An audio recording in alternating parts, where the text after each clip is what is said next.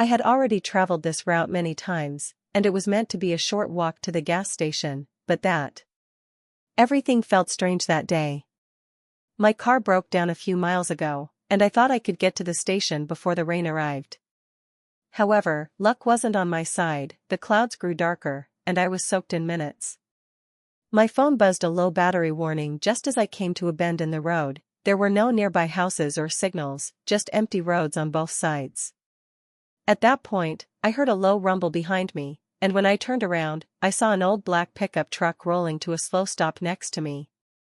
The driver leaned over as the window rolled down. He appeared to be in his mid-30s, clean-cut, with a rough face and a genuine sense of worry. "You okay out here?" he asked in a steady but gentle voice. I took a cautious step back and was just walking to the gas station when my car broke down a few miles away. He nodded and said, "You're about 3 miles out still, and the storm's getting rough. If you want to wait in the truck and charge your phone, you're welcome to everything." I had heard all my life to avoid getting into a stranger's car growing up, but something about him felt different, as if he wasn't trying to convince me or use force. I looked at my phone. The wind was picking up 1% batteries. "My name's Jake," he said, noticing my hesitancy, "just trying to help."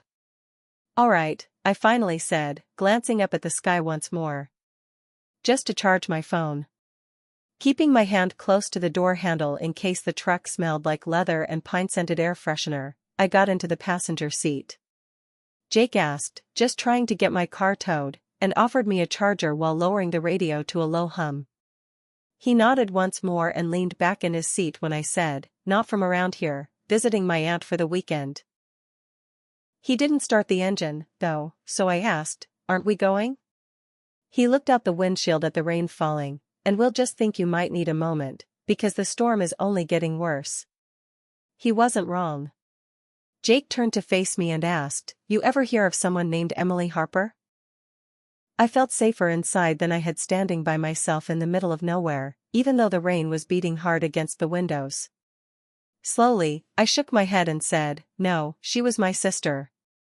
He stated 2 years ago she picked up a guy on this very road, looked like he needed help but he wasn't who he said he was. My breath caught in my throat. "I'm sorry, that's awful."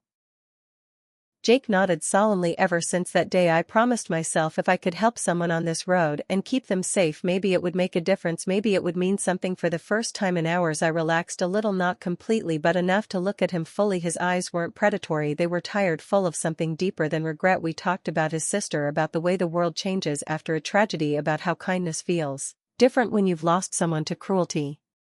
He wasn't dramatic, he wasn't trying to impress, just honest, real. Then it was my turn. I told him about losing my mom last year and how I'd been drifting since then, taking trips I couldn't afford just to feel something again. He listened, and not the way most people do, waiting to talk. He actually heard me. An hour passed, maybe more. The rain didn't let up, but my fear did. "Ready to go?" he asked eventually. I looked out at the gray sky. "Yeah, if you don't mind dropping me near the gas station, that'd be great."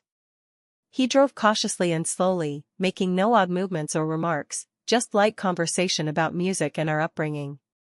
When we arrived at the gas station, he pulled up under the awning. "Thanks, Jake," I said, feeling a weird knot in my throat. "I mean it," and he grinned. "No problem, take care of yourself." I don't know if I'll ever see Jake again, but that day, sitting in a stranger's truck in the middle of a storm, something changed my heart. Sometimes nothing happens, and that in itself is everything. Other times, a stranger who doesn't ask for anything leaves you with more than you ever imagined: hope. I left that truck a little different, a little more trusting, a little more healed, and all because we never drove, at least not initially. He didn't ask for my number or attempt to get my name either.